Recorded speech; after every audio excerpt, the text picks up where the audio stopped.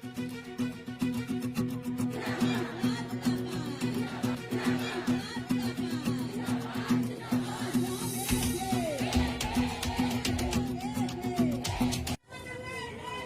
আমি আজি ২৬ তাৰিখৰ পৰা এই সচলত আন্দোলন কৰি আছো।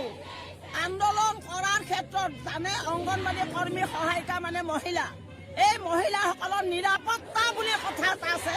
নিৰাপত্তাত পুলিচ প্ৰশাসন কেইটাক কেইবাবাৰো ক'লো যে এই লেট্ৰিন বাথৰুম কি আছে চফা কৰি দিবা। চৰকাৰে স্বচ্ছ অভিযানৰ গান গাই ফাটাই দিছে, কিন্তু বাথৰুম লেট্ৰিনৰ কদৰ্য মূৰ্তিত আমাৰ অংগনবাড়ী কৰ্মী সহায়িকাই থু কৰি ৩ দিন ৪ দিনলৈকে বেলেগত পইচা ভৰি কিনে বাথৰুমলৈ যাব লগা হৈছে। এইখন নিৰজ্জ চৰকাৰ, এই চৰকাৰখনে স্বচ্ছ ভাৰতৰ গান গাব নালাগে। ইনকলাব জিন্দাবাদ, CITU জিন্দাবাদ। অংগনবাড়ী কৰ্মী আৰু সহায়িকা সন্থাই যোৱা ২৬ তাৰিখৰ পৰা অসম চৰকাৰক আবেদন জনাইছিলো আমি আন্দোলন কৰিম বুলি। তেওঁলোকে জাগা নিদিয়ে, তেওঁলোকে সফলৰ দৰে বাকচটোত আমাক ভৰাই দিছে।